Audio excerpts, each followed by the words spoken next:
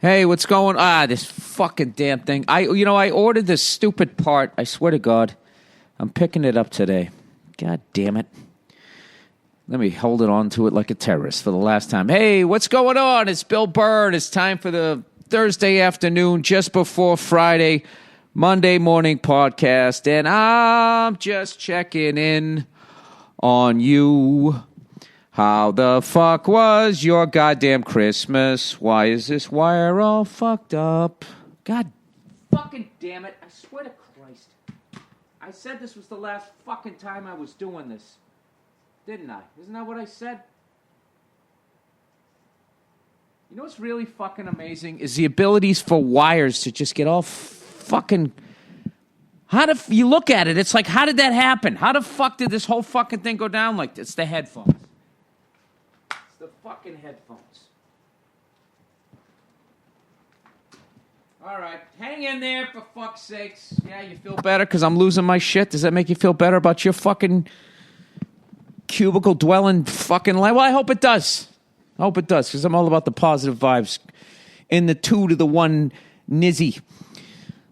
2019. How are you? Did you have a merry little Christmas? Did you get through it without arguing? Oh, I forgot to give you guys that pep talk. Don't take the fucking bait. All right? If one of your siblings is a Trump supporter, or they're a fucking liberal Larry, or they're a centrist Susan, you know her, never picks a side. Jesus Christ. Only fucking person I know could meet a serial killer and be like, well, I guess I can understand why you need to feed. Oh, yeah, really? Talk to me when you end up in a trunk, Susan. There's no reason to do that. There's no reason to do it because you're not going to get what you want, which is the satisfaction of the other person going, oh, my God, I never realized how right you are. It wasn't until you called me a closed-minded fuckhead that I just stopped and paused and was like, wait a minute. Am I a closed-minded fuckhead? Am I closed-minded? You don't fucking believe what Kathy just called me a closed-minded fuckhead. Yeah, on Christmas, it's like, hello? Coal in your stocking much? You know what I fucking can't stand? I can't stand when new speak comes out there. I get it back in the day. You know, when we were cavemen walking around like, doing that shit, you know? You had to come up with some fucking words. So you wouldn't like be asking for, some water, but yet sound like you were jerking off. That's the noises I make. That's why I do it in my garage. Don't want to bother anybody. No, and I also understand it if something new comes along. Like an iPod. What were you supposed to call it? A little stereo? I don't fucking know, right? I understand those words. I just hate when new fucking words come around and then everybody just starts fucking saying them. It drives me up the fucking, especially like on Twitter when there's the new or Instagram and they just come and they go. Remember for a while, like when you posted something, someone would just go, this, And then what's some other that stupid shit out there I can't fucking stand? It just drives me up. It's so fucking unoriginal. I had somebody give me shit saying something I tweeted wasn't funny, and they used a GIF. And I wrote the guy back, at least I'm fucking writing my own jokes, you fucking hack. Someone had to like fucking think of a funny response to my unfunny joke for you with a little video on it, and now you feel like you're clever. It just drives me up the fuck. I just got back into working out, right? Fucking, if I hear one more fucking, because I got those TRX bands. All right, if I hear one more douche tell me that I'm engaging my core, you mean working my abs? You fake tan cunt. And what's great about these is you're always a little off balance, so you're always engaging your core. You don't board a plane anymore. You expedite the boarding process. Stop acting like you got a degree, you fucking waitress. You guys could not put your jackets in the overhead compartment so we can expedite the boarding process? Trying to sound like you have a fucking law degree. You're on here for one fucking reason only, and that's for cheap airfare. Stop acting like it was a dream. I like to travel. I like to wear a uniform. I like to expedite the boarding process while engaging my core. This hashtag shaking my head. Let me ask you fucking Twitter cunts a question. How many times have you hashtag shaking my head and you actually were shaking your head? Okay, I'm trying to think the last time I fucking shook my head. Actually, I probably do it a lot. It's when I try to keep my fucking cool while I'm driving. This fucking guy. Oh my, these fucking assholes out here on the highways. The way they pass you on the right-hand side, it's unbelievable. You can get into the left lane doing like 40 miles an hour. You want to get off the highway, you got to be doing like 120. And you watch them pass you doing 80, and you look in their lane, and there's a guy a quarter mile away, and they're going to have to stomp on the fucking brakes. I think it's just psychological out here that there's so much traffic that you just think to yourself, like, you know, anytime there's an open space, you're like, ah, and you just fucking floor it. Or maybe I'm just that douche who has like the baby on board sign in his head. I have no idea. But speaking of cars, my latest obsession. If I was going to buy a car right now, all right, if I was a single man, if I didn't have a child, if I had a full head of hair to flow in the breeze, I would get the Porsche Targa, the fast one, all right, in lava orange, just like my pubes. Because I am a child of the 70s. And remember that shit in Boogie Nights? When Philip Seymour Hoffman, rest his soul, is talking to Mark Wahlberg's character, and he says how the Corvette is in competition orange. That was my favorite fucking detail. 70s detail. Competition orange. Oh, he did. Wait, he didn't have one. He had a. Oh no, Mark Wahlberg's character got the Corvette in competition orange, and then Philip Seymour Hoffman showed up with like a Datsun 240Z or something. Still a decent car, right? But it's no Corvette. Anyways, I got to see what that looks like, because I hope it's not a red orange. I'd want an orange. You know, there's a lot of things right now. It's just like, I don't know. Everybody's got to start fucking with the colors. But that thing, and it's got the automatic fucking rooftop. There was actually Porsche enthusiasts who were engaging their core when they pressed the fucking send button on their YouTube comment. Were complaining. Actually complaining. The old one, you had to do it by hand and then fold up the cloth top and then put it in the bonnet, as they say overseas. Put it under the fucking hood. Now this one, you just push a button. The back end lifts up a little bit, and then the top fucking goes down like that. And it's a fucking work of art. And there's all these cunts writing like, leave it to the Germans to take something really simple and make it a fucking, what, make it fucking perfect? Someone's like, well, I would be concerned if there was somebody could buy behind me. I mean, that comes a good 2 feet up behind the car. Well, then fucking pull up, make the tires do one rotation, and then push your button.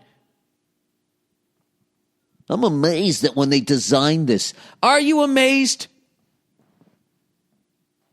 The fuck are you ever designed? Oh, why am I in such a mood? You know what? I had a bad night's sleep. I had this dream that I was playing the Wilbur Theater in Boston, Massachusetts. One of my favorite promoters out there, Bill Blumenreich, he was in my dream. And he was talking the way he talks, going, hey, Bill, I saw that article they wrote about you, and you really said some mean things about me. was like, what are you talking about? I would never say mean things about you. I love you. He goes, no, it just kind of came off a little mean. So I felt like an asshole. Like, however, I was joking about him, it came off as fucking mean, so I had to apologize to him. And then I go out on stage. This was a stress stream because I hadn't been on stage in like 5 fucking days. And I got this European tour coming up, so I just booked myself at the Comedy Store starting last night right through Sunday. Just going to do as much stage time as I can, and I had a great set last night. I don't know. It's just, I think, I just know I need to do all these nights, and then I'll be fine when I go to Europe, but whatever. So I go out on stage in my dream on the Wilbur Theater, and if for some reason it's like 6 stories in the air, 6 stories up, and there's people way down below who clearly can't see me, and I feel like I have to walk to the edge of the stage, but I don't want to fall down. And I'm making fun of it, and nobody's laughing. I'm just bombing. And for some reason, I'm on eye level with the 6-story balcony level. And they're just staring at me, and I'm not doing well. And then halfway through my set, and there's all these obstructions too, like I'm walking, and all of a sudden I'm like behind some giant pole, and nobody's laughing, and I'm like, oh my God, what the fuck am I doing? And at one point I was laying down on the stage, crawling towards the edge, because it was also really dark, and I couldn't see how deep it went down. I dropped the mic down there.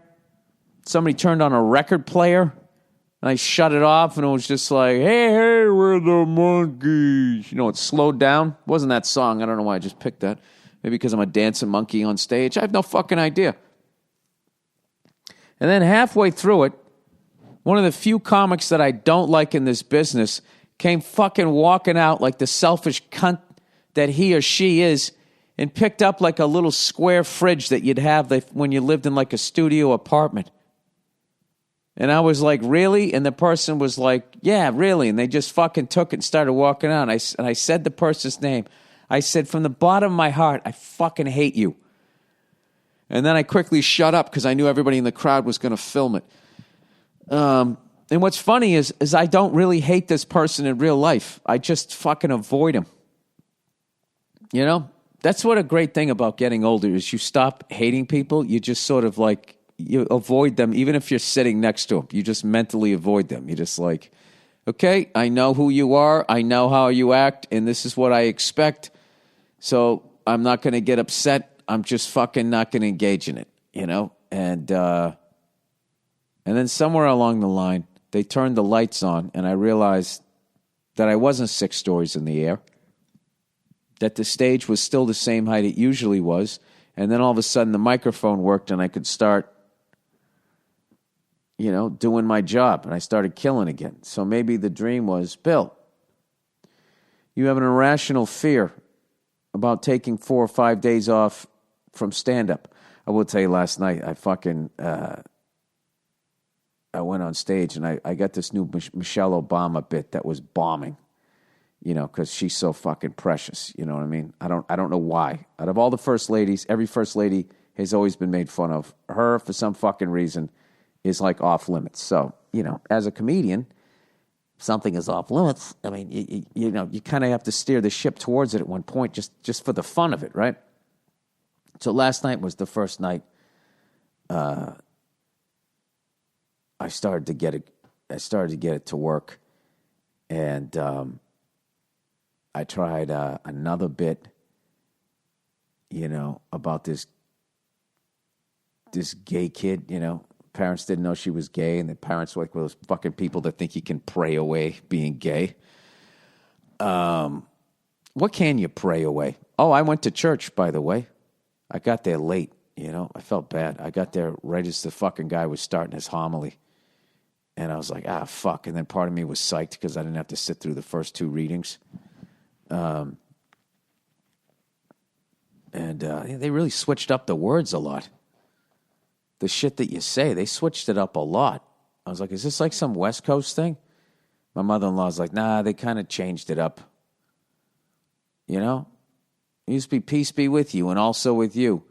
They like added a bunch of words like peace be with you and I I concur that also and would wish that upon you too, sir/ma'am.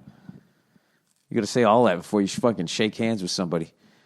I don't know. I hadn't been to church in a while. I literally thought my suit was going to catch on fire when I walked in there.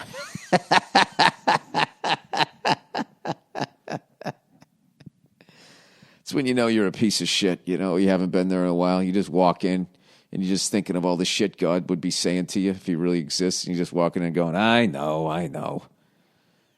You know, and then after a while you get stubborn and be like, well, you know, dude, you know, technically you made me. So whatever my fucking flaws are, I know you have this convenient excuse of the devil.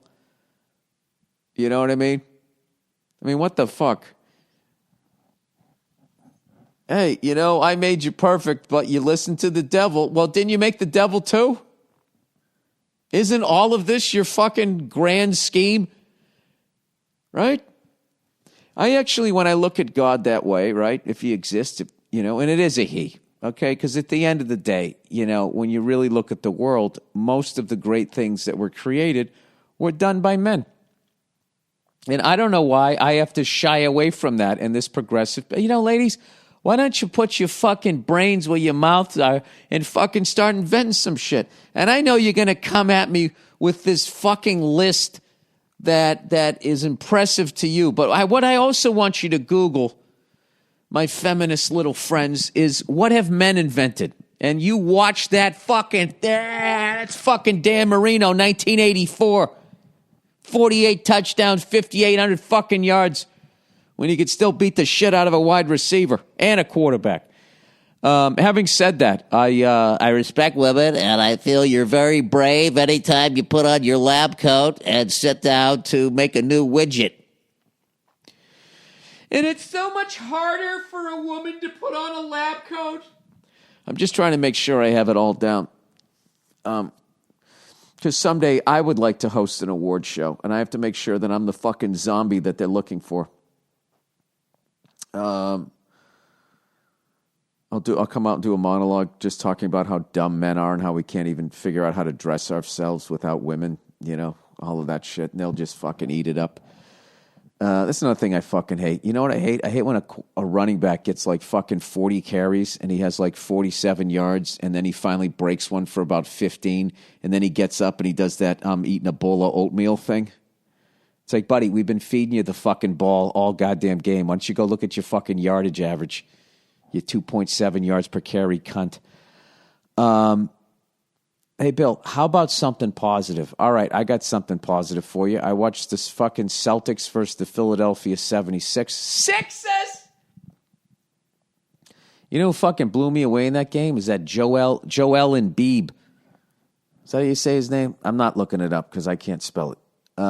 Evidently, that guy played soccer, or football, as they call it, over the fucking seas there. Until late in his life. I got to tell you something. That guy is like a ridiculous factor when he's on the court. And I know he's one of the guys in the league, but I don't think he's getting the respect he deserves. That fucking guy is a problem on both ends of the court, blocking shots, getting rebounds, scoring points, fucking assists, moves great for a big man. I am praying to the basketball gods. Look at me. I'm going to church. I'm fucking all about every god out there now. And can't you feel the joy that's coming back into my life? It's like the end of the Grinch, isn't it? I am praying to the basketball gods that the Celtics and 76ers are going to fucking play again. I don't even care if we lose. That's how much I enjoy that playoff series from back in the day when I used to watch Andrew Toney and Dr. J, Bobby Jones, Billy Cunningham, all those motherfuckers coming to town. Daryl Dawkins the first time through, and then it was Moses. Anyways, what the fuck was I just going to talk about? Oh, I remember. So I'm reading this book on Bob Cousy and Bill Russell called The Last Pass. Does that really count as reading, by the way, to read about sports? I don't think it does. It's like a long sports page as far as I'm concerned. I don't know if I brought this up already. I forget. But like for the longest time, I thought that the first NBA basketball player with the sneaker deal was Michael Jordan.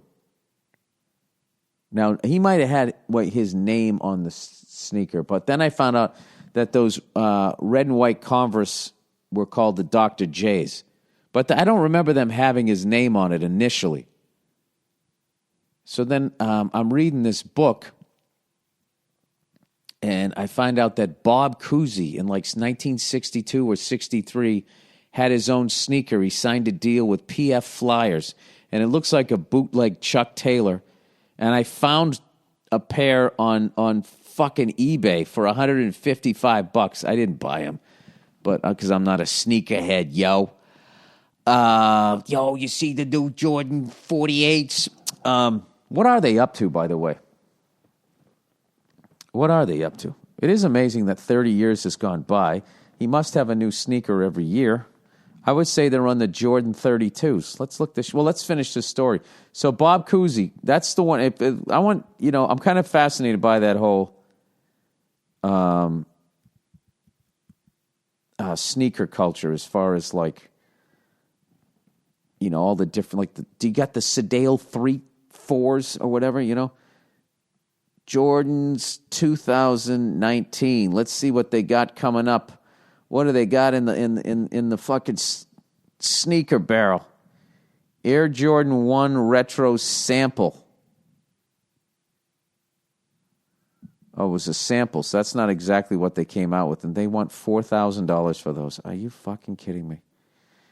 What do you do? What do you sneakerheads do? You put them on the wall so you feel like you're always in a Foot Locker? Air Jordan release 2018. All right, let's see. What are they up to here? Air Jordan 12. How the fuck are they only on the 12? All right, Air Jordan 9. Dude, Verzi sent me a text the other day. It was fucking hilarious. He's like, dude, Jordan 3 Mocha. Fucking over. And it was the Jordan 3s with this mocha color cement thing. And I fucking died laughing. I mean, he's like that fucking chick there with the thin head, Sarah Jessica Parker on Sex and the City. Except rather than talking about fucking high heels, he's talking about sneakers. Anyway, so Bob Cousy had a pair of PF Flyers. And you know what the little circle is on the Chuck Taylor? It was his face, and it said Bob Cousy on it. And they were black, and they had a little green trim on them. So that's as far back. For all you fucking sneakerheads there, I know Kareem Abdul-Jabbar, he had his own. Did he have his own sneaker at UCLA? The low-top Adidas? I don't know, but who was like the first guy actually had like his name on it, though? Because I think maybe technically the Dr. J Converse just said, were just nicknamed the Dr. J's, but they said Converse. So let me look that up. Dr. J Converse. See, this is why I like talking shit about things, because then I end up getting into it.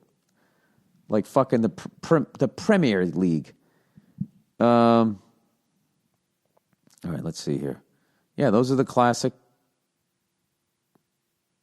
Converse All-Stars. I don't see his name on it. Oh, and then eventually they did. But the original one of the cleanest fucking shoes ever, that for some reason, I think the newer ones said, when I was a kid, they didn't say Dr. J on them. And now I'm looking at a really old pair, and those ones say Dr. J. So I think after a while they said Dr. J. And those things look like they came out before the Air Jordan. But as far as I can tell, the Bob fucking Cousy, the Cousy ones, dude. There was somebody fucking way back. Cousy ones with a pork pie hat. Fucking over, see? All right, let me look at some stuff here. I missed the last two Liverpool games. I got all wrapped up in the holidays, and I cannot fucking believe this. I don't know anything about the Wolverhampton Wanderers, but somehow we lost to them. We beat Newcastle United 4-0, but the fucking Wolves, these guys don't even look like they're there's nothing premier about their uniform, their fucking name, or anything. What happened? Mohamed Salah and Virgil van Dijk struck to claim. Oh, no, they won. Wait a minute. That doesn't make any fucking sense.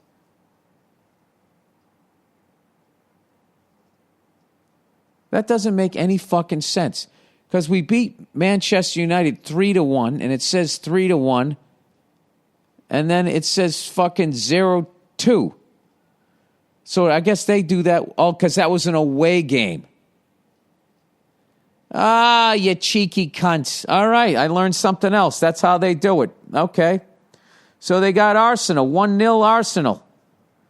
Coming up, the only Premier League game I've ever been to. I told you, they played Everton. It was fucking hilarious. And they went up 1-0. They started singing 1-0 Arsenal. And halfway through the fucking song, Everton scored. And this little blue puff of smoke came up. The 40 Everton fans were going fucking nuts, and all the Arsenal people had to shut the fuck up. I love when that happens. I was watching a Ranger game earlier this year, and fucking, as always, Henrik Lundqvist was playing unbelievable, and the whole garden is going, Henrik Lundqvist, or whatever, and as they're chanting it, the other team fucking scored. That's what you get. All right, let's look at some Google News here. We'll start with the greatest country in America, the United States of America. All right, after Trump visits Iraq, lawmakers demand U.S. withdrawal. Finally. Let's get the fuck out of there. We're going bankrupt. Iraqi lawmakers demand U.S. withdrawal. Baghdad, Iraqi lawmakers. This is the greatest thing that could fucking happen to us if we combine it with solar power and electric cars. All right? You got to hit them where it hurts, just like the feminists do. The feminists go after the money. They go after the advertisers. This is what the fuck you got to do in the Middle East. All right?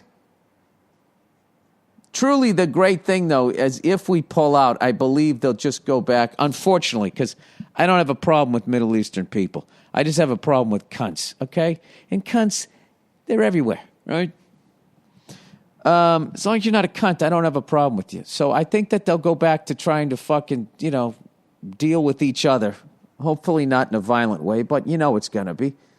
But I always looked at it like the way when Russia withdrew from fucking Europe, everybody was like, okay, where were we? And they just picked up with their fights again.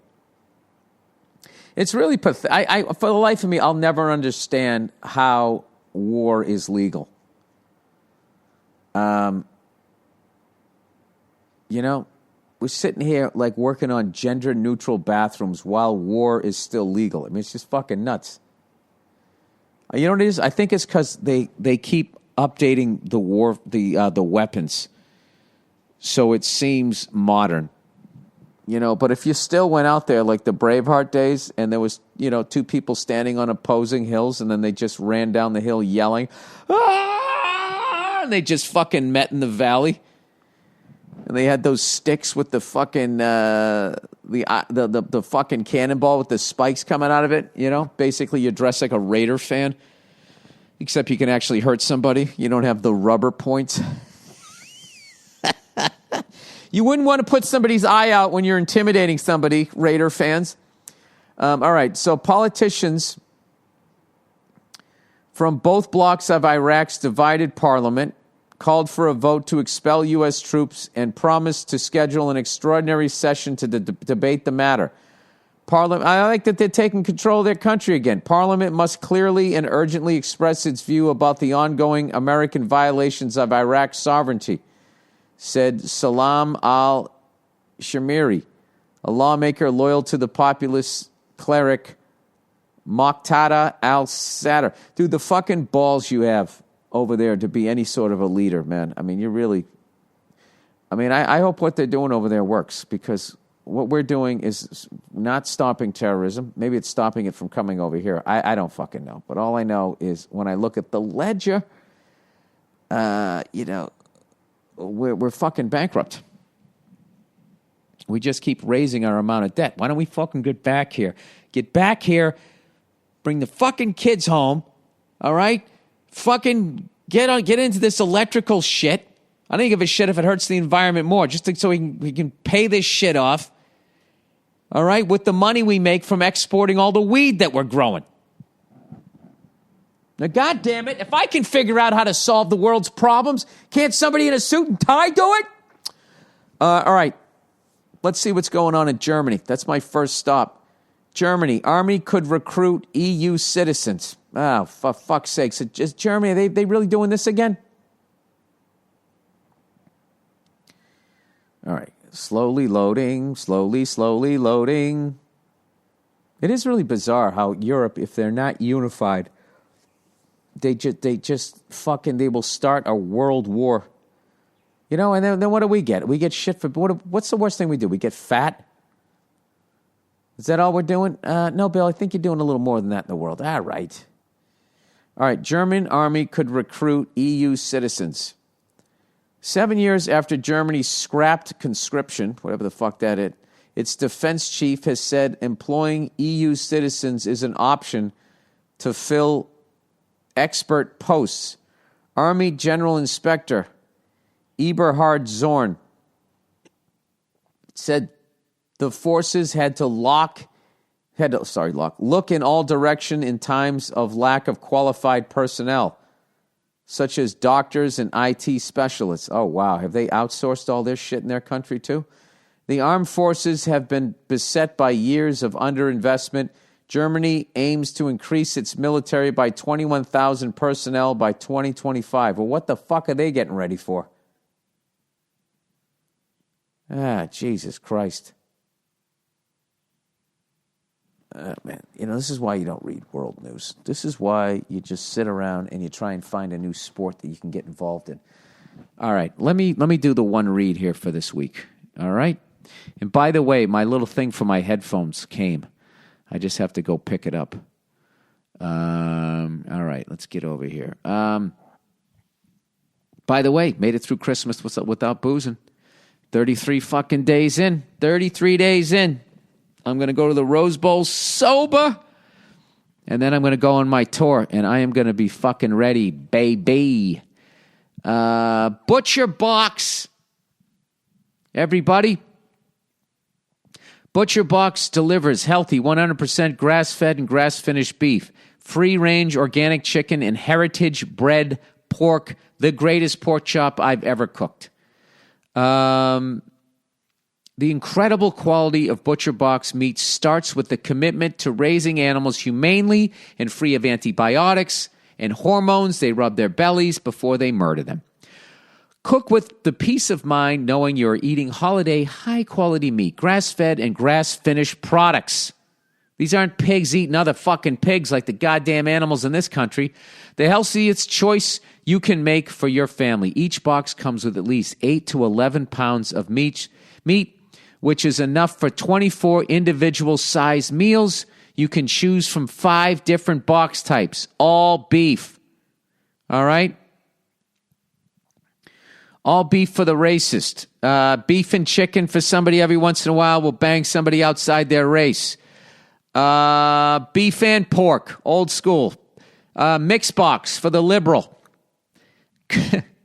Custom box for the Dean Del Rey, right? Dean Del Rey likes all this shit custom.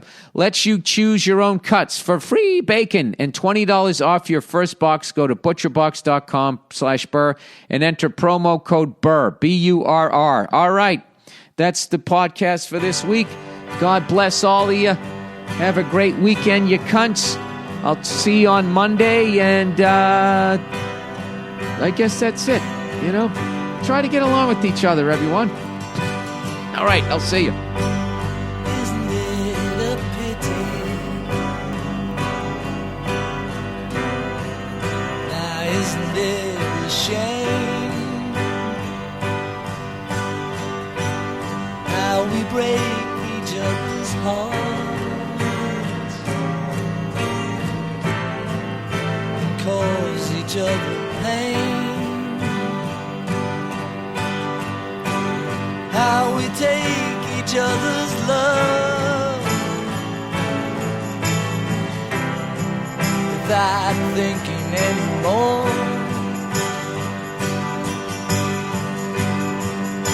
forgetting to give back.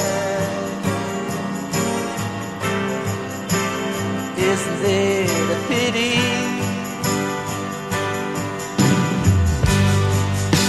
Some things take so long, but how do I explain? Not too many people can see we're all the same. And because of all the tears your eyes can hope to see, the beauty that surrounds us, isn't it a pity?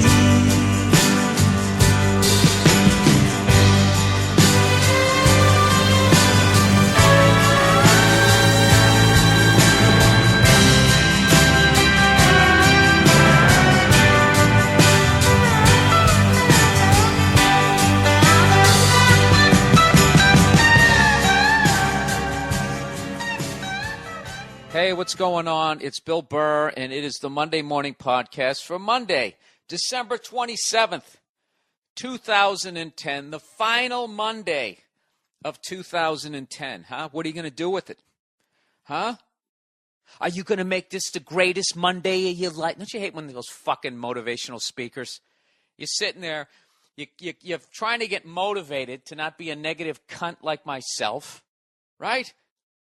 And then this guy comes out, you're getting all excited to fucking have something positive be said to you. And what does the guy do? He gets you all nervous with this fucking ridiculous heightened sense of urgency for just a regular fucking day. This is Monday. Think about that, everybody. This is Monday, December 27th, 2010. Does anybody know what that means? Well, I mean, there's no don't you hate that's the worst part too when they start acting like somebody else talking to them. Well, John, there's no historical thingamajig for December 27th. This is just a regular day. Think about that, everybody. It's just a regular day. Is this just a regular shirt? Am I just a regular person? Is that how I'm going to live my life? Right there. Fucking bam! Blow his fucking brains out. Right there. See? It wasn't a regular Monday, you fucking douche. It was the Monday you died because no one wants to hear your cunt speech. All right. I think I've said cunt 58 times already. Anyways, it's December 27th. 2 days after Christmas. 72 motherfucking days into me not drinking. I need 4 more days. And I break my record for, being sober. I'm going for 100 days. And it's good. It's going good. Oh, yeah. I'm having a great fucking time. Oh, Jesus. Anyways, did you guys have yourself a merry little Christmas? Did you have a good Christmas? Did you get the things that you wanted? I had a fucking awesome Christmas once I was able to finally relax. Because people out there who do the road, truckers, other comedians, lounge singers. Actually, lounge singers don't travel. They're just stuck at that same fucking place, you know? Like Jack Nicholson in the movie The Shining, just slowly going fucking crazy. Playing handball off the wall of their Red Roof Inn. Fucking sweet. Yeah, when you travel as much as I do,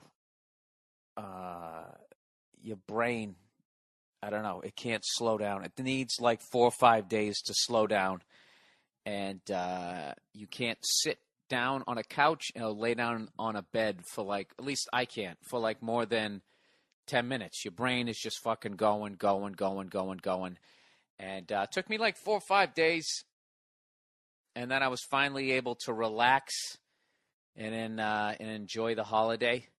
I actually, I was so wound up from doing the road, I actually wanted to be alone. Even though I didn't want to be alone, it's Christmas. I don't want to be alone, but I did. I just didn't want to deal with any sort of people. And I've discovered when you become an adult, truly become an adult, is Christmas is not about you anymore. It's about making sure everyone around you had a great Christmas. And then after all, the frenzy is sitting back, and your enjoyment is that everyone around you had a great Christmas. And I finally figured that out this year. And I became a jolly son of a bitch. I really enjoyed my Christmas. You know? And I got to admit, on December 26th, yesterday, I went out and bought something that I wanted. I'm gradually putting together a John Bonham fucking, I don't know if I'm going out as him on Halloween or if I'm fucking going to make a stupid YouTube video. I don't know what. But I'm gradually putting together shit that looks like stuff that he wore. And I can grow a beard. I'll dye it brown. We'll see what happens. You know what I bought? I bought his Adidas sneakers that he wore at the Seattle concert. And you know you're a fucking John Bonham freak. For those of you who aren't into music, John Bonham is the greatest fucking drummer I ever heard. You know, just as far as the shit that I like. I know you can say Max Roach and all those fucking guys, Buddy Rich. I'm not trying to be a dick here. All right? But except for the cunts who think Neil Peart is better than John Bonham. All right? And if you think that, you are a monotone jackass. All right. But anyways, yeah, if you go on YouTube and you look up, it's actually Moby Dick Rare Clip, and it's him in Seattle. And at that point, they weren't calling it Moby Dick anymore. They were calling it something, I guess, Over the Top, because Robert Plant goes, John Henry Bonham, over the top. And then they got like this 1970s, what is it? Fucking technology where it goes over the top. Wait, you know, it's supposed to be like blowing people's minds. And if you look at the arrogant way Robert Plant walks away from the mic, you really want to throw something at the back of his bushy head. But if you watch John Bonham play, he's got a pair of, I believe, the Adidas Dragons. Huh? Anybody old out there? Remember that? Adidas Dragons, Adidas Country. The Adidas Dragons. So I have those, and all I need is a pair of white fucking pants. And they sell a replica of that T-shirt that he wore, and the song remains the same. So right there, I got the fucking outfit. Then all I got to do is just get a wig, and I'm good to go. Maybe I'll do that for you guys next year. I'll make a fucking. Oh, you know what? There'll be a riot. I should do that and not say it's me. And I'll just put a YouTube video up, and it'll be John Bonham cover. And I'll butcher one of his songs, and you guys can all laugh at how bad people trash me for actually buying the entire outfit. I'm not above it, dude. I am a total fucking music geek. Like that, I will actually buy. And speaking of that, I want to recommend a book here. Before I don't know if I've even said anything funny other than revealing how fucking pathetic my personal life is. What do I got here? Out of all the Led Zeppelin books out there, and there's a zillion of them, and they're all fucking ridiculous for the most part. They always have them selling their soul to the devil, and Jimmy Page muttering some sort of occult bullshit walking away. You know, and them fucking sticking a flounder in some girl's twat, which probably happened in Seattle. I have no fucking idea. But the best book that I have found on it is it's called John Bonham, The Powerhouse Behind Led Zeppelin, and it's written by his brother, Mick Bonham. And it says right on the back, or is it on the inside cover, why he wrote the book. He basically says, if I can just paraphrase here, why don't I just, I'll read you a little excerpt. About 10 years ago, this is from his brother. Actually, Linda Bonham wrote this. About 10 years ago, after reading yet another load of rubbish about his brother John, my husband Mick turned to me and said, I should write a book about our kid. If only to tell Zoe, John's daughter, what a great bloke her dad was. And with that, the seeds of this book began to grow. And it's just a killer book. It's very little of it is actually about, you know, all the bullshit that those other books are about, which is, you know, then they went to this town and they drank this much and they did this and they did that. It's really him growing up with John and John being home in between the tours. And it's fucking awesome. I read it in like a day and a half, 2 days. But wouldn't you expect that, considering I basically exposed myself to be like that chick who waxed Selena? You know that fucking psycho? Jesus Christ, if John Bonham was alive, would I be stalking him? This is really getting creepy. All right, let's fucking plow ahead here. But I want to recommend that book. All right? And there's big words and lots of pages. By big words, I mean big font. Lots of pictures. And, yeah, definitely check it out. Definitely check it out. And classic Englishman. I can tell you that about John Bonham. In that, like most Englishmen, he looks like he never lifted a weight in his life. Got that awful fish and chip torso, yet continued to wear tight shirts right through his career. Never understand that. You only see that. You do not see that here in America. Except with gay guys. Gay guys will wear tight shirts no matter what shape they're in. That's not true. They will actually, as long as they got a little peck action going on, they don't give a fuck about their stomach. You know, that as long as their chest is out a little bit further than the stomach, they wear tight shirts too. But I've been over to Europe, and I'm telling you, I've never seen it.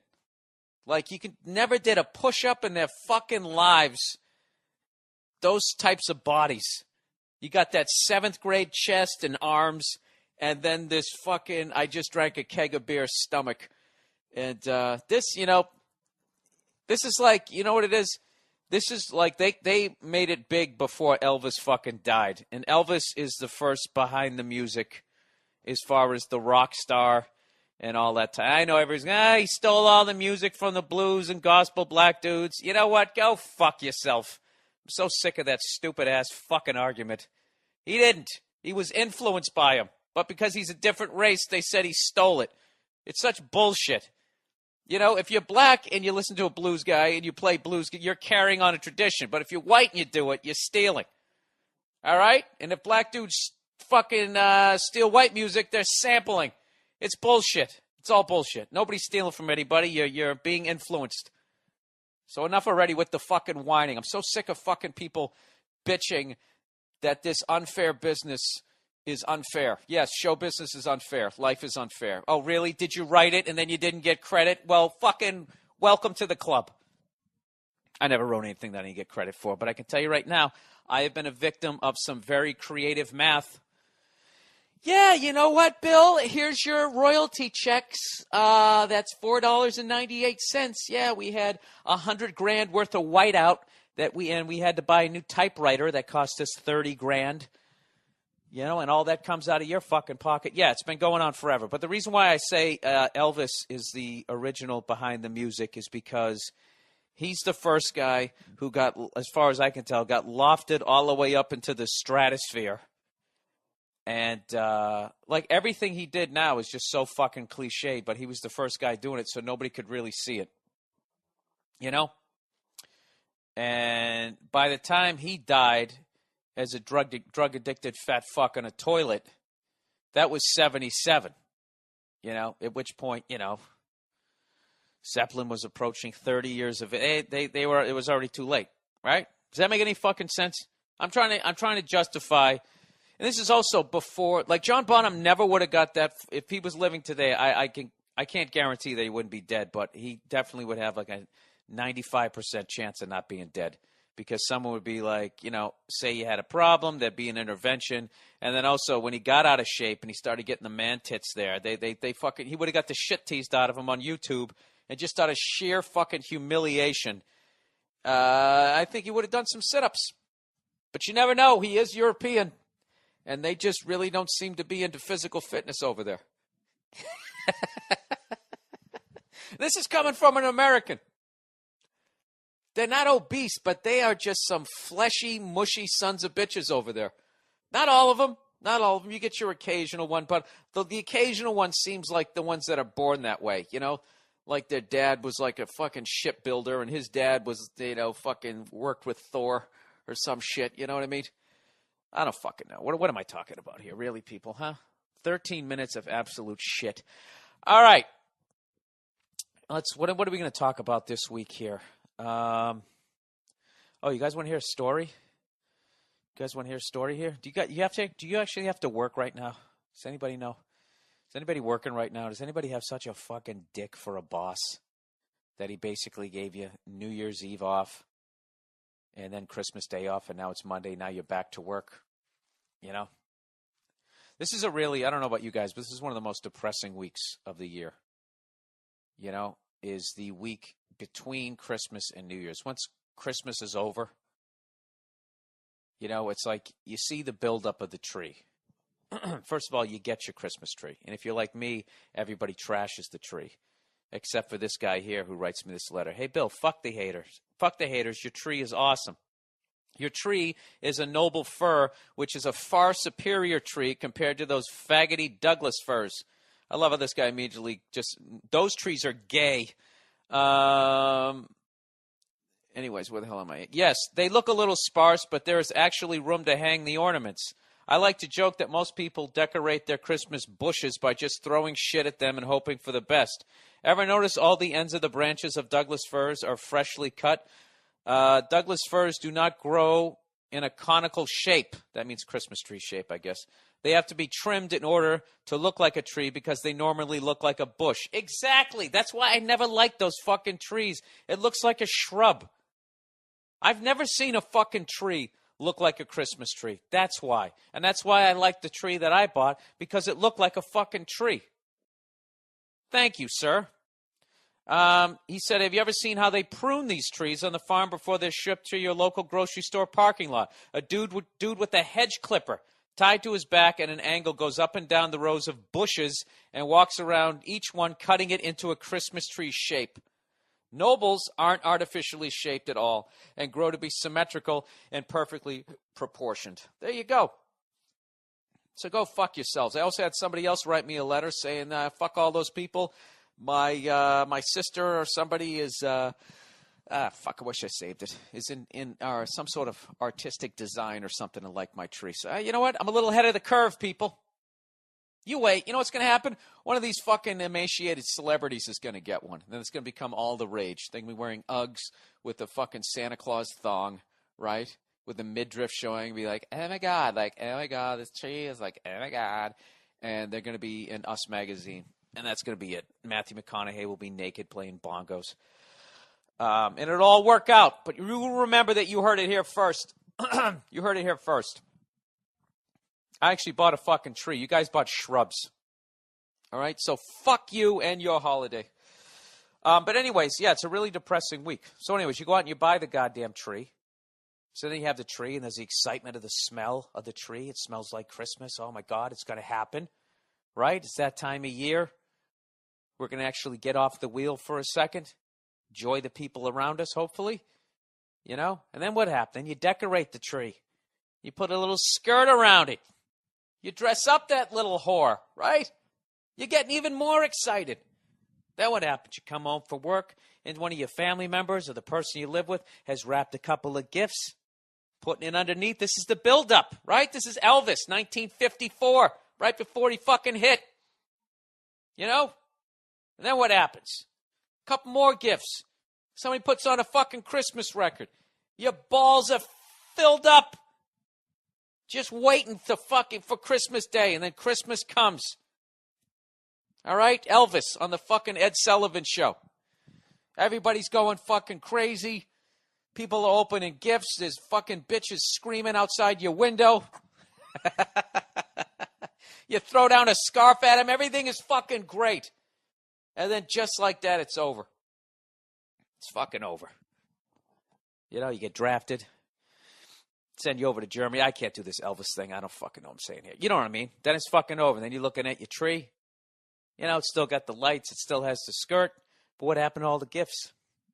They're all gone. You know, it's a couple of pieces of paper. It's like they peaked. It's like your favorite band. They had those 3 awesome albums in a row. And now they're about ready to fucking spend their rest of their career trying to recapture those the whatever the fuck they did in those 3 albums, right? And then that's it. It's over. You say goodbye to everybody. You start looking at your family members. You see them, they're a year older, which makes you feel older. You know, nothing's on TV. All the TV people are on vacation. They're showing something on a loop. MTV's finally showing fucking videos.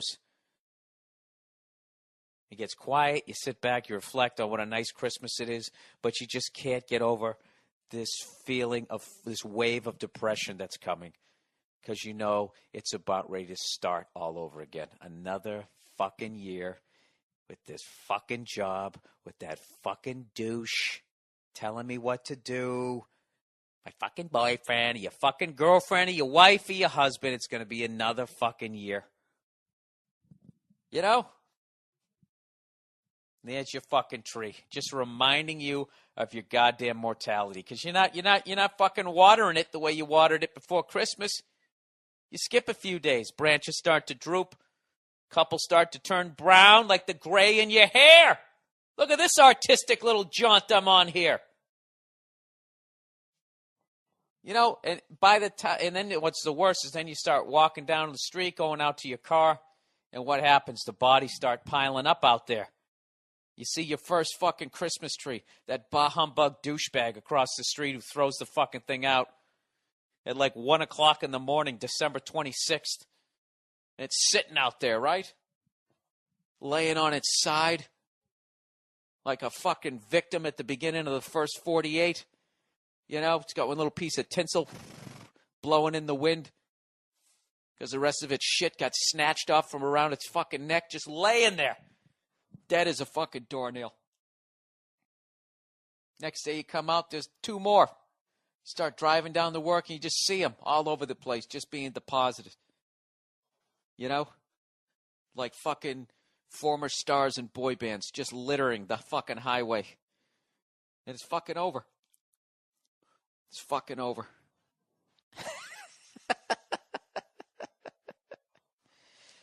So what do? Then you got what? You got New Year's Eve coming up, the worst fucking holiday of the year. You know, New Year's Eve is for young people. It's not for old people. You know, that's when you know you've hit a level of maturity is when you can go to bed at like 10 o'clock, 10 p.m. on New Year's Eve. And you didn't go out. You didn't get drunk. You stayed away from those fucking morons. You know, I'll tell you what's a great weekend to go out is the weekend after New Year's Eve. And all those guys, people are still fucking hungover and they're still fucking sick, you know, from their overindulging because they don't know how to drink. Then you head out. Like, I'll tell you what's going to be a great night? What's New Year's Eve? Friday night? You know what's going to be a great night to go out drinking? Monday night. That, my friends, will be a great goddamn night. If you're an antisocial fucking prick like I am, that's where you want to go. Hey, speaking of which, listen to this shit. Me and Paul Verzi, we're coming down to the wire here. We're actually tied. All right? As of right before this weekend, we are tied. All right? And I got to tell you something. This week, I had a breakthrough in my gambling. We pick 4 games a week. Whoever wins it in the end, it's only $100, but it's more just about the shit talking during the year. So this year, nobody has gone undefeated yet. All right? So you're talking 16 weeks of gambling, 32 weeks between the two of us. Nobody has gone 4-0. We've had, a number of 3-1s, but nobody has gone 4-0. And Paul Verzi actually did the impossible. What do we call it? The unthinkable and the unimaginable. The unimaginable is going 4-0. He did the unthinkable. He went 0-4. So, this week, I don't know what. I was talking to one of Nia's uncles, and he was talking about going against public opinion, and there was this whole new website and shit about going against public opinion with your gambling, and I decided to take a little bit of that. All right? Because this is what I realized. The reason why I could never break through 3-1 and get to 4-0 is because I kept picking people that I thought were going to win every fucking game. And I know that sounds crazy, but to gamblers it makes sense. You know? When you don't have money on the game, you can actually sit there and fucking, just say, you know what, not only do I think this team's going to cover the spread, I think they're going to win the fucking game. But all of a sudden, when you put money on it, you alligator arm it. And you just start, you get too scared to take a fucking chance. At least I did. So this week I was like, fuck it. I'm taking a couple of chances here. All right? I went safe at first. I picked Tampa over Seattle and their Dockers-wearing fucking coaching staff with Pete Carroll. I said, fuck it, I'm going with Tampa. Now, that was one that was my playing it safe bet. And then, I don't know, I was looking at Washington and Jacksonville, and I was like, it's in Jacksonville. Jacksonville's going to win. They're going to win this game. They're going to get the running game going. They're going to fucking run over. They got fucking Rex Grossman playing quarterback for Washington. It's fucking over. But I don't know why. I got a feeling fucking Washington's going to win this game just because nobody thinks they're going to. So I said, fuck it. I bet on Washington. And then continuing that line of thought, San Diego was going into Cincinnati. Cincinnati has shit the bed the entire fucking year. San Diego always plays well in December. They're a Heckle and Jekyll, a fucking, what do you call it? Jekyll and Hyde fucking team. And I said, to hell with that. I don't give a shit. I'm going with Cincinnati. And lo and behold, yours truly went 3-0 yesterday. 3-0. Paul Verzi went 1-2. He had the Sunday night game, but it got fucking snowed out. I am one game up on him. I'm sorry, we're not tied. I am one game up on him. All right, so I went 3-0 yesterday. He went 1-2. So no matter what happens tonight, if I lose my game, he wins his game. I'm going to be up by 2 games with 1 week to go.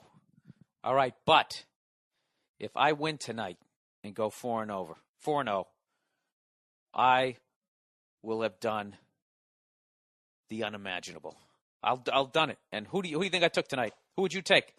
The spread is 2.5. Falcons at home playing the Saints. Who do you like? 12-2?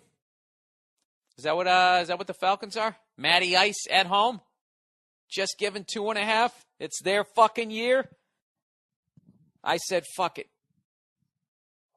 I'm taking the Saints. I took the Saints in the points with Drew Brees. Sticking with that line of thought of going against the playing it safe. I don't think the Falcons have been tested yet this year. And I just think that, this is just going to be one of those things that happens to a team like this. I still think they might be a year away from doing something huge. And this is one of these games where I just think they're going to get a wake-up call. Like, okay, we're good, but we're not like the Saints that actually have gone through the whole thing and won the Super Bowl. That's why I took the Saints. I'm looking to go 4-0. Paul Verzi has got the now Tuesday night game. He took the Minnesota Vikings, getting 14 points. And I'm telling you, if I go 4-0 and he goes 1-3, I'll pick up 3 games. I'll be up 4 games with 1 week to go, and we pick 4 games. All I have to do is fucking win 1 game. It's a goddamn extra point. It's a chip shot. And I will get bragging rights for the entire fucking year, and I will really be excited about that. And with that, see, there you go, for all of you who are into the gambling aspects of my life. And with that, somebody actually came up with this awesome theory about sports. This guy says, Bill, I have a theory about sports that tends to piss people off, especially women, which makes me think I'm onto something.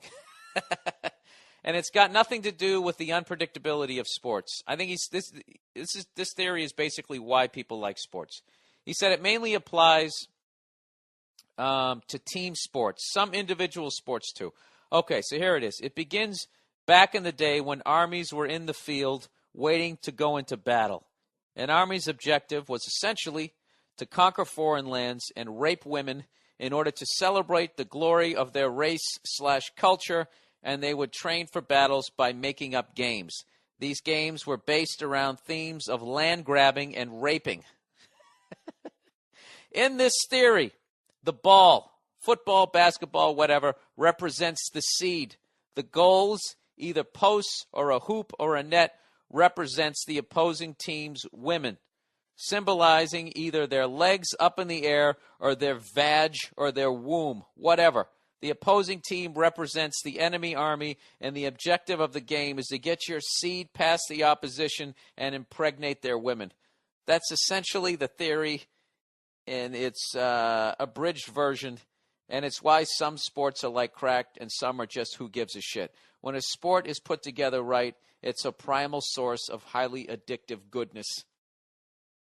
Did you ever think somebody who would, like, basically compare sports to rape would then, you know, if you were going to do that, you wouldn't think that they would basically then just say, yeah, and it's, you'd think that they would be trashing it, not saying that it's a form of highly addictive goodness. So there you go. I actually like that theory. I believe in that, all that subliminal shit, you know? And, yeah, I'll go with that. What do you guys think about that theory? Am I the worst Merv Griffin ever? I have no studio audience. What do you guys think? Into the abyss. Am I really going to do another? Fuck it. I got to be balanced here, fair and balanced when it comes to the sports shit, because it's becoming too much sports. I gotta. Oh, here's one for you. How about I tell you? I forgot I was going to tell you a story here. I took Cleo out. We went outside for a walk so she could do her business, and I'm walking up the street, and I went around the corner, and Cleo is, she's going number one. She's taking a piss. So I'm standing there, right? And I looked and I see this guy, as Cleo's beginning to do her thing, is walking to his SUV, like one of those little mini ones, like the Lexus sort of one. And I see him looking at me. I just sort of look back. I didn't think anything of it. And Cleo's going to the bathroom, and I'm going, that's a good girl. Who's a good girl? Who's a good girl? You go to the bathroom, who's a good girl? I'm doing that shit, right? Slapping her on her fucking muscular thighs. And, you know, she finishes, does a little Harlem shake, you know, and then we start fucking walking up the street, and then I just hear the guy down at the SUV, all of a sudden I just hear this, pick it up, dude. I'm like, what? He goes, dude, pick it up. I go, and I realize he thought she took a shit, which she didn't. I go, she went number one. I can't believe I said that, but I wanted to win the argument. I would be like, she took a piss. I went, she went number one. And then the guy just gets in his fucking car, starts to get in his little SUV thing. And I go, what, no sorry? He goes, I said sorry. Yeah, not as loud as you said that other shit. Then he got in his car and he fucking drove away.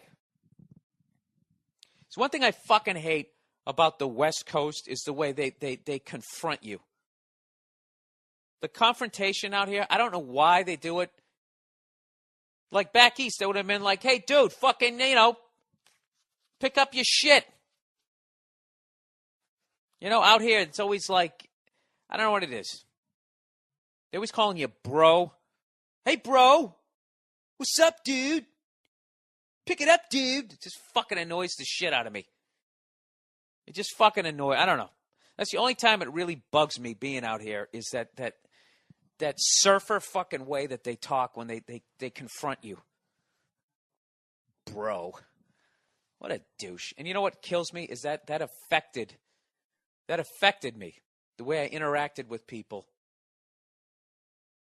You know, for like the next 4 hours. I just had that playing in a loop in my head. Pick it up, dude. Was in my fucking head everywhere I went. You want paper or plastic? You know, just, it's, you know, all I'm hearing. Pick it up, dude. I'm just fucking hearing that in my head. And, you know what I mean? The proper way to do that is just to be like, excuse me, did your dog just go number two? And then, no, she went number one. And be like, okay, I'm sorry. It's just lately people are leaving. Okay, that's the way you do it. You know, just go, pick it up, dude. Fucking. I wish I could train Cleo. You know, for those of you new to my podcast, she is a pit bull. To just do a mock charge. You know how they do that in the wild? I just wish, just teeth, just fucking run. Just have that guy pee his slacks a little bit. And then right to the point where he thought he was going to get his fucking balls ripped off, she just stops on a dime and turns around and just fucking runs up the beautiful way that she runs. I should take a video of my dog running full speed. It's one of the most beautiful things you're ever going to see. It's literally, you could make like one of those Secretariat movies. This fucking dog. She is shredded. She's awesome. And the way she runs, the level of power. First of all, when she runs, she gets like excited right before she does, and she does this move where she sort of throws her head back a little bit and just throws herself forward. It's like a fucking muscle car. It's unbelievable. I absolutely love watching her run. And if I could just somehow train her to run and scare the shit out of people who say, "Pick it up, dude," that would really make me happy. So that's what happened this week. And then I went inside, and then I ended up getting into an argument with Nia because I was just in a bad fucking mood. No, did I? No, she got mad at me about something else. She was really pissed at me this week. I don't know what the fuck. One of those deals. I think it was because I was coming down off being on the road, and she thought that I was going to be a dick. And no matter how many times I tell her that I have to, I need a few days to unwind. Like, I literally have the urge when I'm in the house to get up and just get in the car and just start driving around because I'm so in travel mode and going that it takes a fucking minute. So, I don't know. I don't know if I got to do yoga or whatever. I have no fucking idea. This definitely seems to be causing a rift. But anyways, I just remembered I was going to tell you. Oh, I know. Last night I went and I saw The Fighter, starring Mark Wahlberg and Christian Bale. And I can't recommend that movie highly enough. That movie was fucking awesome. It was a movie I wasn't going to see. I'm like, oh, God, here we go. Rocky all over again. But what saved it was Mickey Ward. And I remember his fights. And I'm embarrassed to say I didn't see that Arturo Gatti fight until years afterwards. I actually watched it on YouTube. And I remember Colin Quinn coming into the cellar raving about that fight. In fact, there's two fights that I remember that I was just like, I have to see this fight. It was the Mickey Ward Arturo Gatti fight after hearing Colin Quinn rave about it down at the Comedy Cellar, and the Diego Corrales fight. Was it Corrales Castillo fight? Is that who it was? Yes, Diego. I can't fucking remember. As you can tell, I dip in and out of boxing.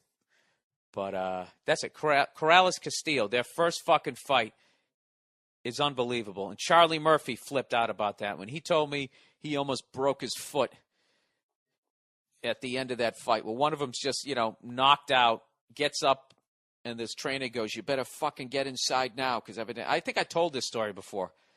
He goes, "You better fucking get inside now." And he put his mouthpiece in him. And he turned around. They continued the round. He fucking knocks the other guy, technically knocks out the other fucking guy. And I guess that got Charlie so fucking amped up, he stomped his foot down on the floor and woke up his whole family. So those are the two fights. But anyways, so this fight, this movie is about Mickey Ward's, ascension up to trying to win a championship. And I have to tell you, man, it is absolutely phenomenal. I was rooting for, the Mark Wahlberg character while he was fighting. It was fucking awesome. Made me want to get in great shape. And I got to tell you, I don't think I've ever seen a movie where they did the Boston accent better. Even just for that reason, even if you're not a sports fan, you got to go see there and see the 5 women that play his sisters. They're fucking unbelievable, and it reminded me of this period in my life when I was underage, and I used to go out to these dive bars in, Chelsea and all those awful M towns north of Boston, Malden, Medford, Revere. I used to go out to all of those places because they didn't give a fuck, because most of them were actually, people were doing coke. It was the 80s, and that was when people were selling coke. So, alcohol just seemed like it was a joke. It's like somebody went up there and asked for some juice, so I could actually get served with my fucking 12-year-old boyish face. And those 5 women that you see in that movie, those are the kind of girls that you ran into. They were 21 years old, and they looked like they were 40. They already had a kid, and they were jaded. I can't explain it. And it so fucked up was it was like a 25-minute ride from where I lived, which was a world away with no traffic. Of course, with traffic, it took a fucking hour to get there. But Yeah, I just remember shooting the shit with them. They'd be, oh, you're like smart.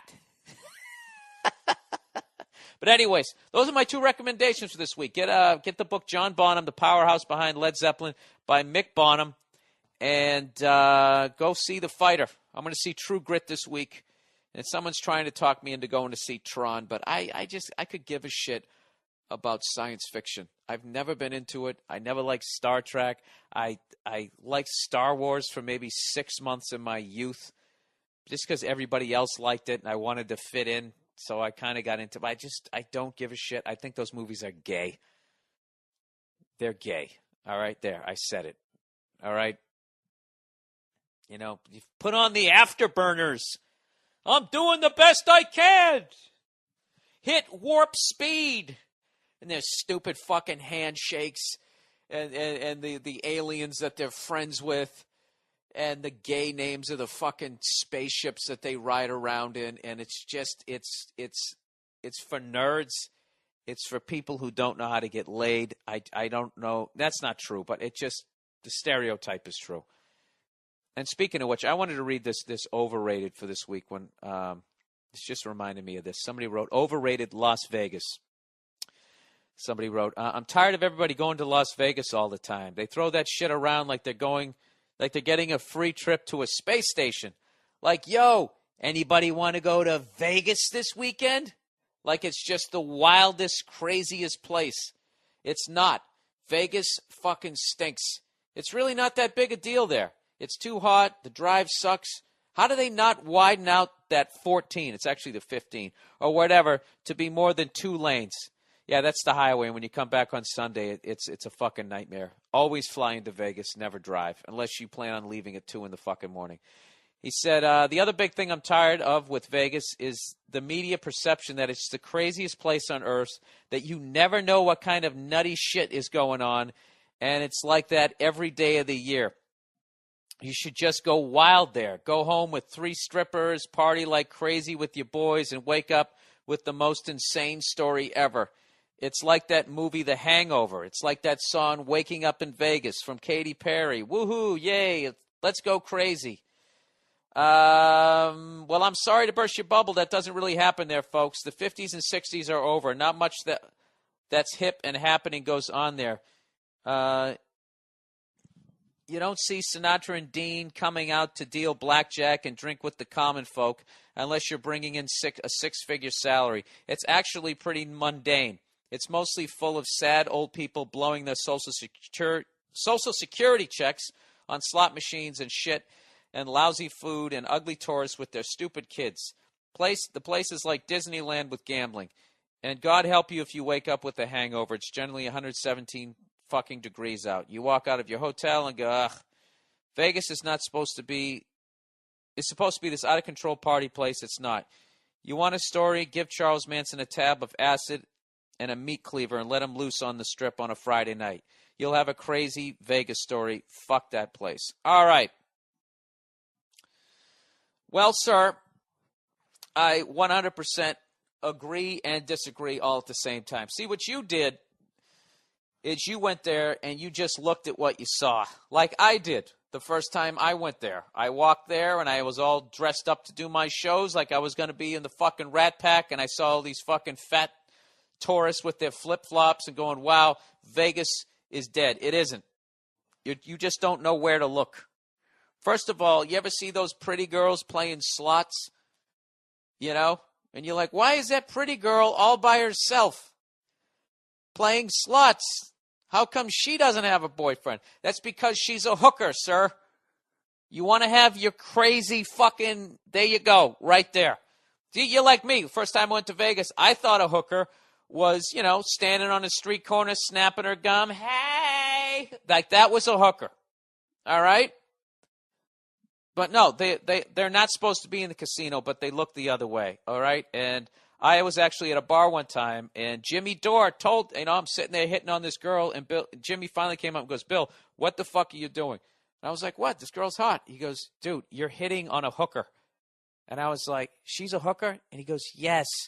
And then all of a sudden, it was like the Matrix. I could see it, and then I went, oh, she's a hooker.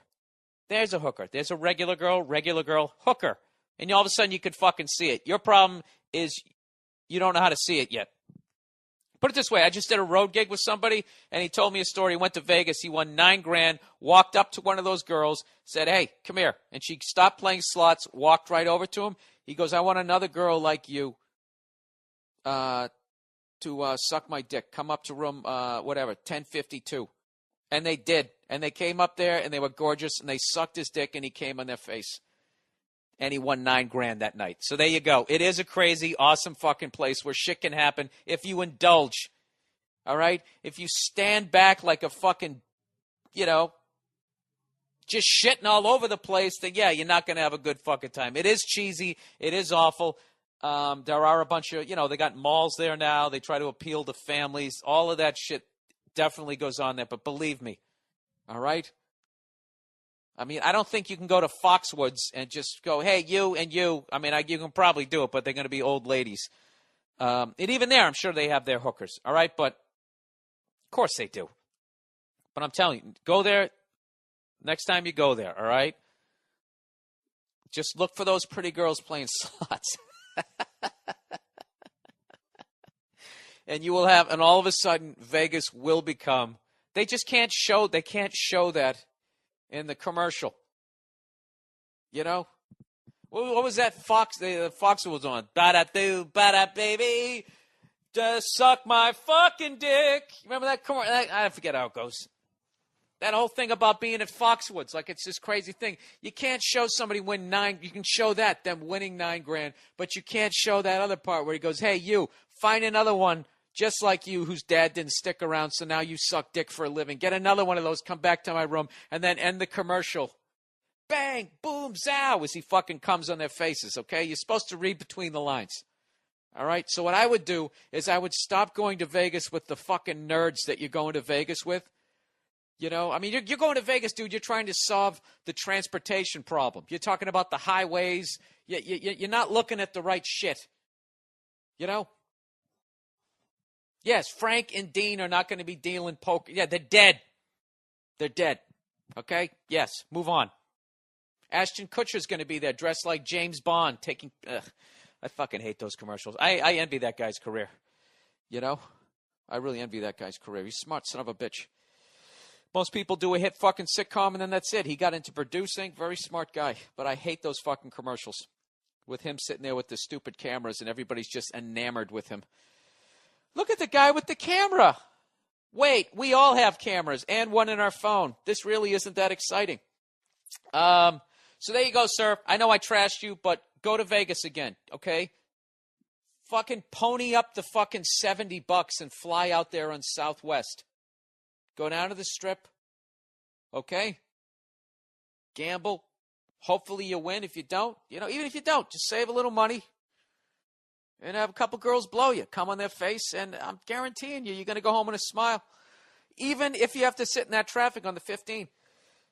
Hey, listen, I know there's a lot of people listening to this podcast that went to Vegas. I want to hear some stories, and don't make them up, all right? I want to hear some actual goddamn stories. Okay, and I'll see through the bullshit ones unless you're a really good storyteller, okay? Because the truth is in the details. Look at me talking shit like fucking Rex Ryan. Oh, wait a minute. Did the Jets lose again this week? Wasn't that funny? Well, isn't that funny? It's almost like exactly what I said was going to happen fucking happened.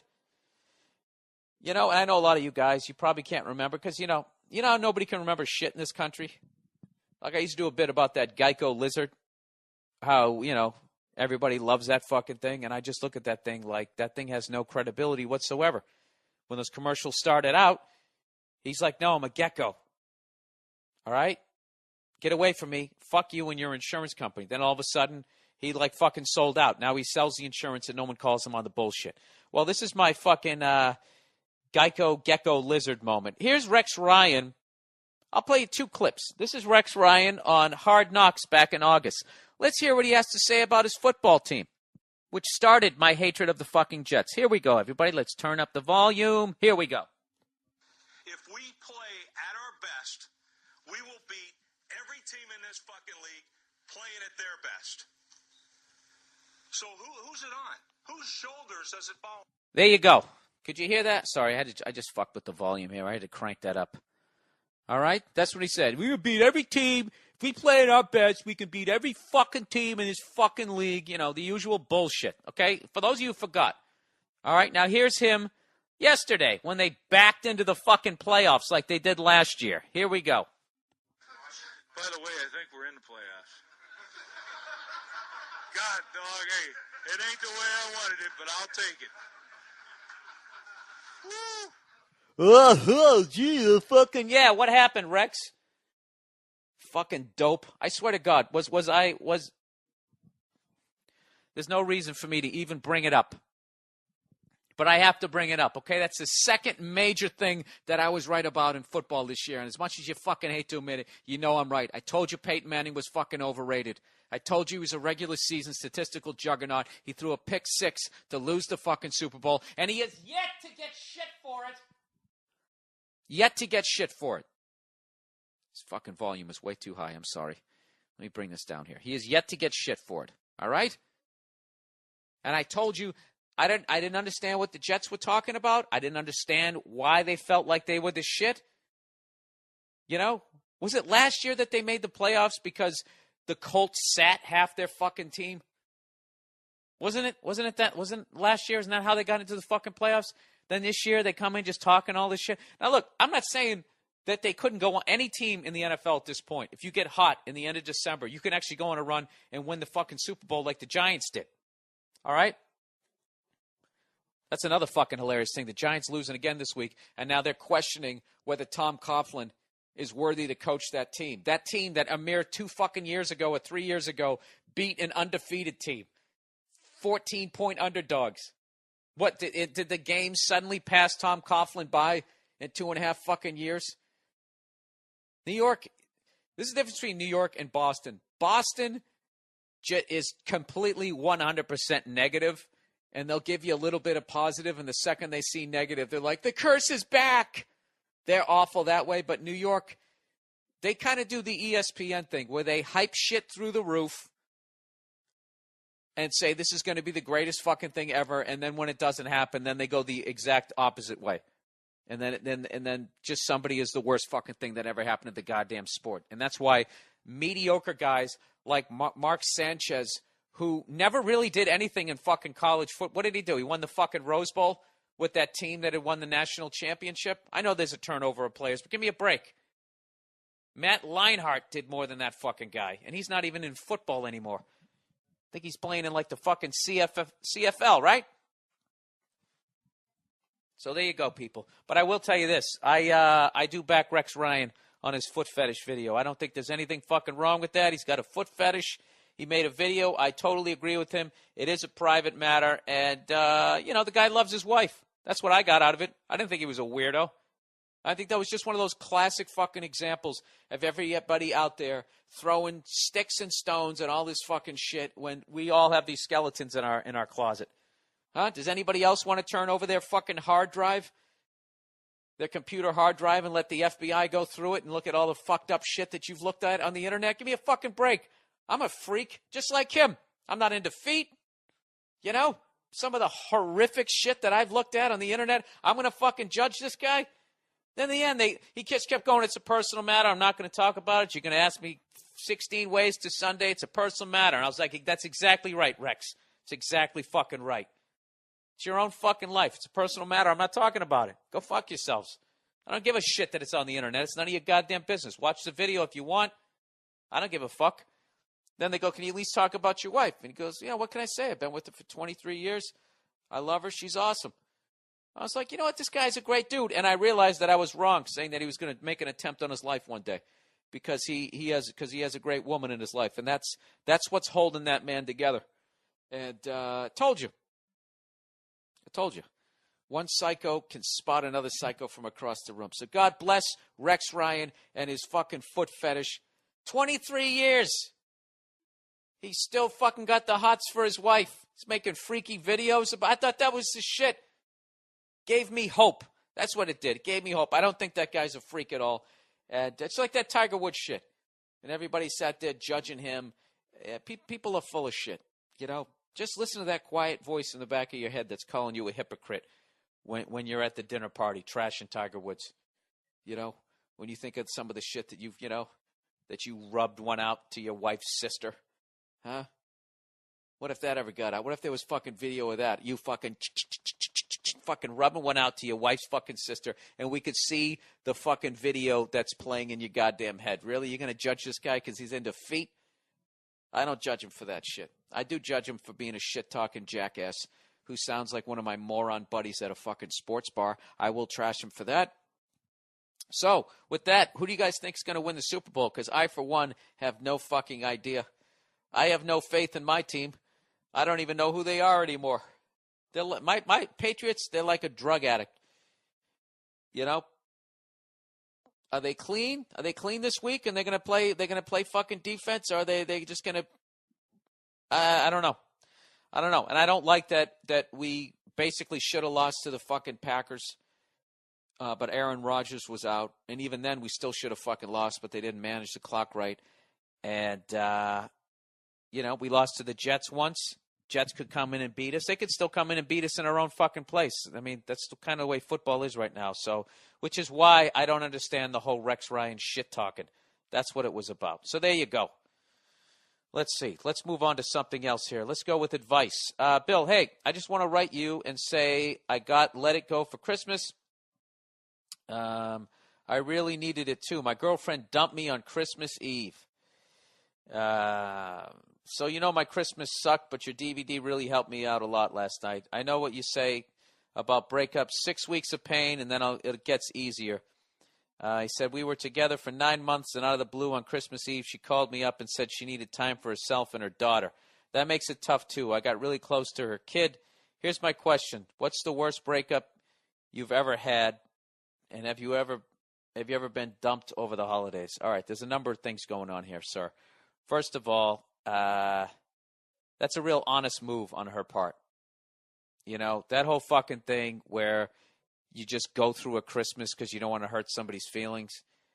There's no good time for a break. She just could not go through the phoniness of celebrating Christmas with you when she knew she was going to fucking drop the other shoe, however that fucking expression goes. So I got to give her props for being fucking honest. But, and then also, dude, you can do better than hooking up with some chick who already has a kid. And I hate to be mean. I'm not trying to trash women out there who have fucking kids and they're single and that type of shit. But I'm trying to give this guy something positive. All right? It's like, yeah, you got it down, dude. It's 6 weeks. It's going to suck. This is what you want to do. Just go to the gym. Go to the fucking gym. This is what women do. Women fucking cry it out with their friends. They get it out of their system, and then they go to the fucking gym, and the next time you run into them, they want you to have that moment. Why the fuck did I dump you? And guys, we never do that. What do? We get fucking drunk, get a big fat fucking John Travolta head, and then go out and try to bang some skank at 3 a.m. Don't do that to yourself. All right? Just know it's going to hurt and fucking, go spoon with your pillow and cry it out. And then go to the fucking gym. Put on some music that's going to motivate you. Go see that movie, The Fighter. All right? Go get fucking motivated. We'll do that shit. And then just go out and just start hitting on chicks that are completely way out of your fucking league. And, just go talk some shit. And then you got the out. I'm not ready to be in a relationship. I got broken up with on Christmas fucking Eve. I'm not even trying to talk to women. You do that. You fucking do the reverse sell. You're backing up. They're walking towards your dick. That's how you do it. You'll get a sympathy blowjob or something. Just open your fucking mouth. Don't be negative. Keep them fucking laughing. Spin a couple of plates. Something will happen for you. Next thing you know, you'll be like, wow, did I almost get involved with the fuck? I was thinking about getting married to some woman who already had a fucking kid, who's never really going to consider you her dad.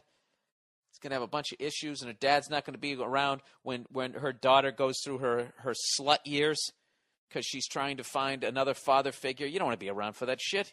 You did all right. So anyways, he said, here's my question. What's the worst breakup you've ever had, and have you ever been dumped over the holidays? Worst breakup I ever had was I broke up with this girl who then ended up stalking me. She told me she was pregnant. I believed her. I got back into her life, and then obviously I realized, when she was never showing, that she wasn't pregnant. Yeah, I had one of those. Just a complete fucking psycho, would stalk me at my day job and all that. It was a fucking nightmare. Had one of those. And have I ever been dumped over the holidays? No, I haven't. I've mainly been the person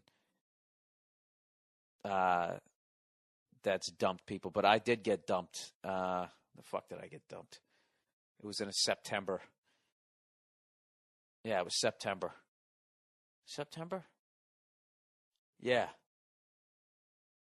Yeah, and it sucked. It was fucking brutal. And I did the dumb shit. I went out and I drank. And I didn't that's something, that's the basis of my advice that I give you guys when you, men or women, when you go through a breakup, is just allow yourself to know that it's going to suck. Yes, it's going to suck. Yes, you're going to come home and the phone isn't going to ring. And you're going to be sitting there trying to put the pieces back together going, what the fuck did I used to do with all this extra time?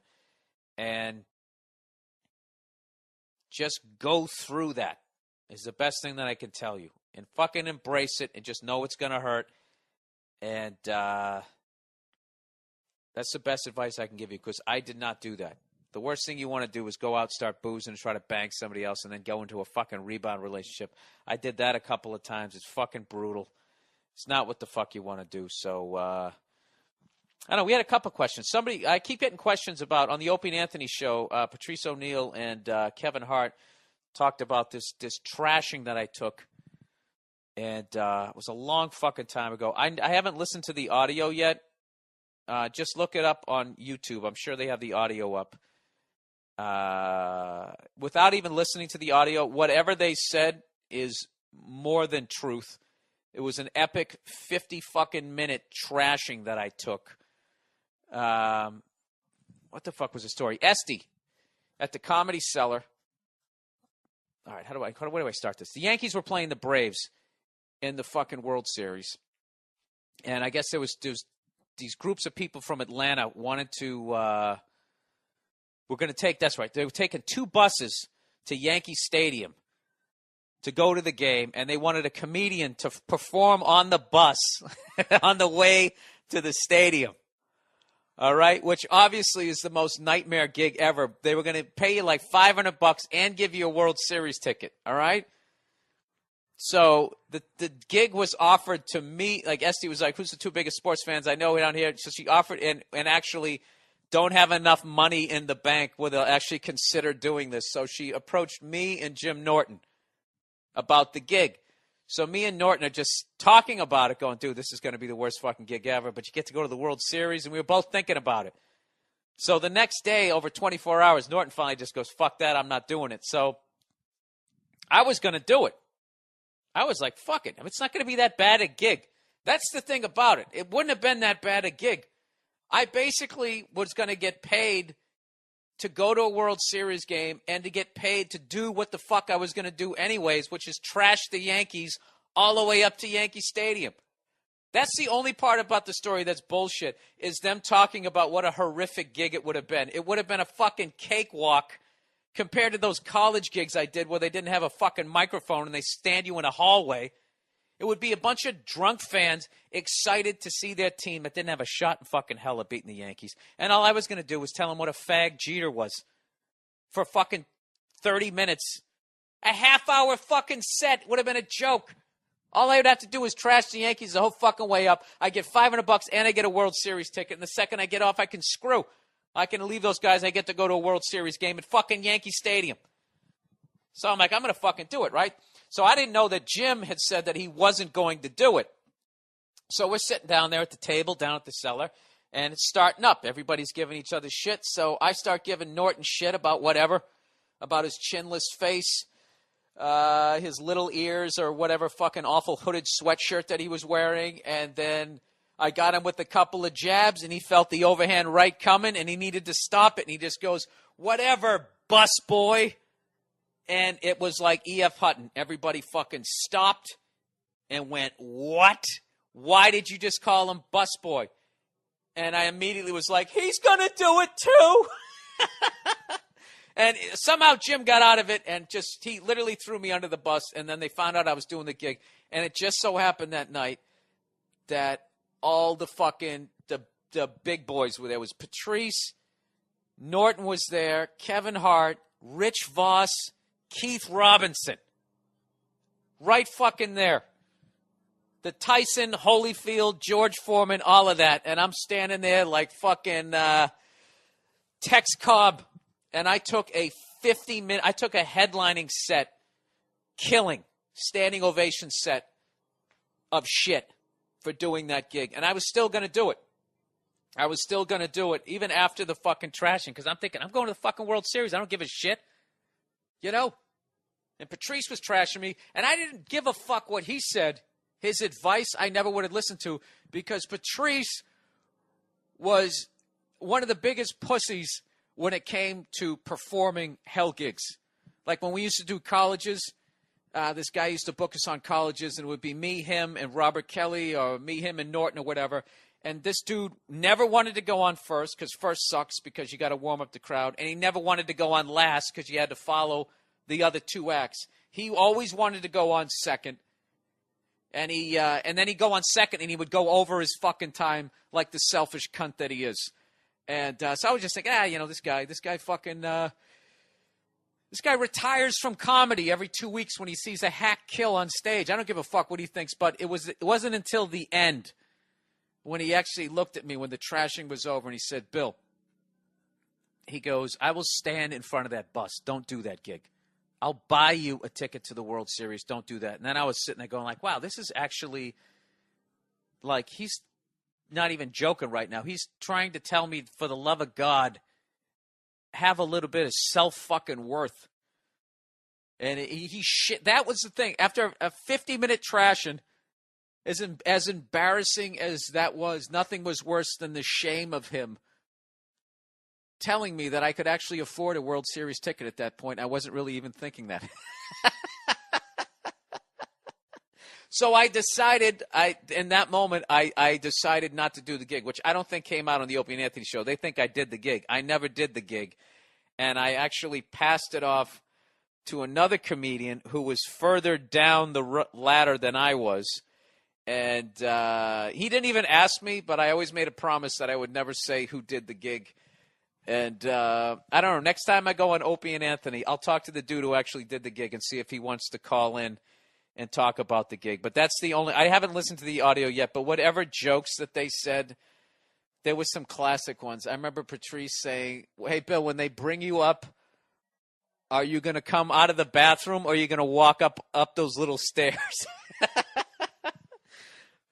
That, and then also me finishing my set going, hey, thanks a lot. And then I sit down in the bus seat and then look over my shoulder and shake everybody's hands as they go to get off the bus. Was I going to fucking hold the, the bus intercom thing? Would I do it over that? Yada, yada, all that. And this would kill me. They had jokes for 50 fucking minutes. All that was true, but I never did the gig. And I still maintain it wouldn't have been that bad of a fucking gig. It wouldn't have been. It would have been a joke. Bill, get on a bus for a half an hour and trash the Yankees. Do you think you can do that? We'll give you $500 and a World Series ticket. Absolutely. I would have been drinking with them. And any time I ran out of shit to talk about the Yankees, you just look out the bus. Hey, look at the tits on that fucking whore. And they'd all go nuts. All I had to do was support the South in the Civil War. There was so many different ways that I could have. That would have been a fucking cakewalk. A fucking cakewalk. And I didn't end up doing it. Which actually was better because the first time I went to a World Series ended up being I went to Game 2 at 2004. That boring-ass World Series. But it was exciting because we finally won it. So there you go. So that is the story. Yes, they trashed the shit out of me, but I never did the gig. I was shamed out of doing it, and I gave it to another comedian who will remain nameless. Actually, you know what? Here, let me do a little cross-promotion here. I will reveal the name the next time I do the Opie and Anthony show, if they still give a fuck, if they still give a shit, if the story has legs, as they say in the business. So there you go. There's that fucking story. All right? And I'll try to remember the name of this podcast in case I get a couple more questions about it, and I'll just say, refer to the podcast on December 27th. All right, YouTube videos of the week. These are all going to be on the mmpodcast.com. You can watch all of these. The so-called white man.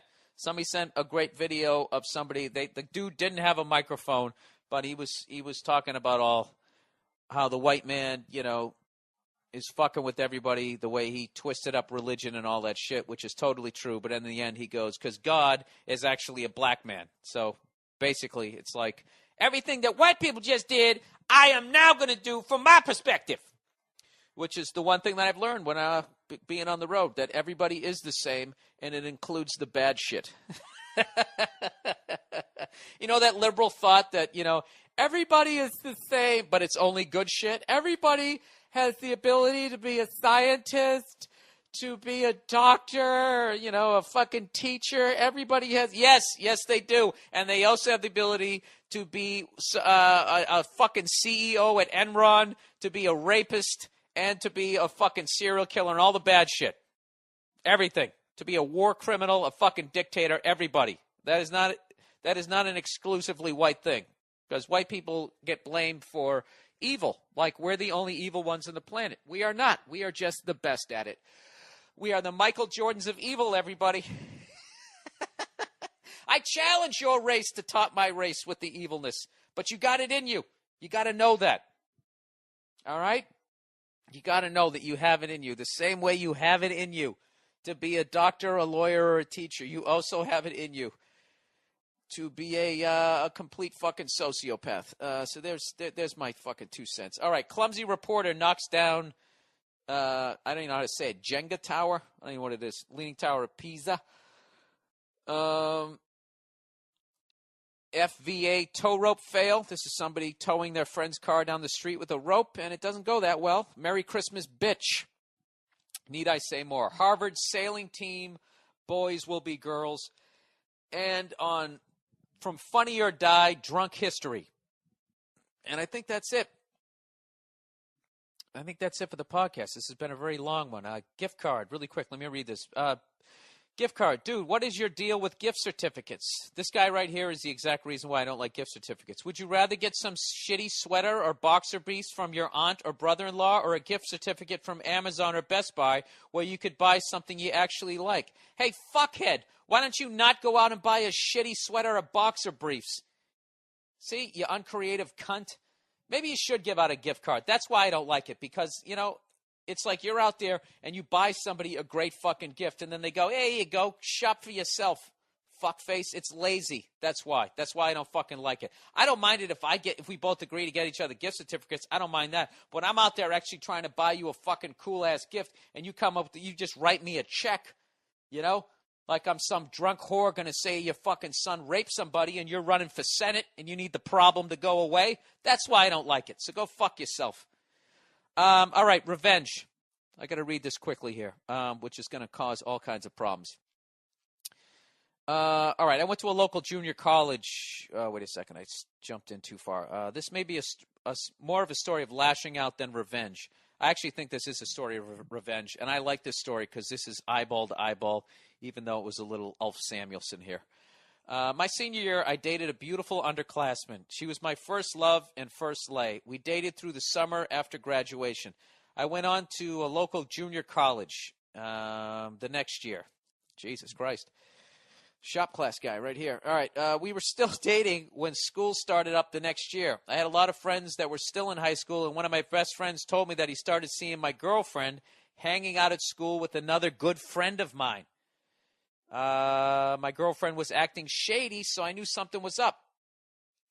For years during the football season, a big group of guys would get together on Sundays and play a game of tackle football.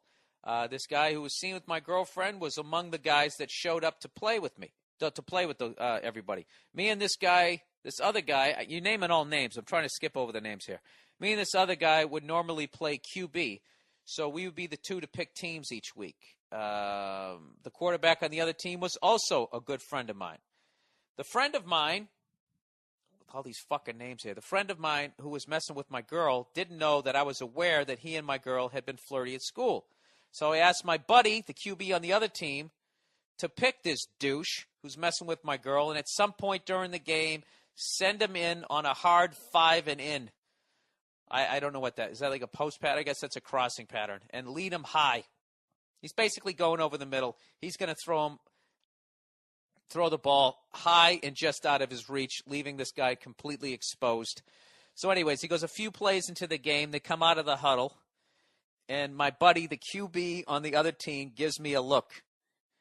He goes, I called a 2-1-2 defense. Jesus Christ. This is like the most professional pickup football game ever.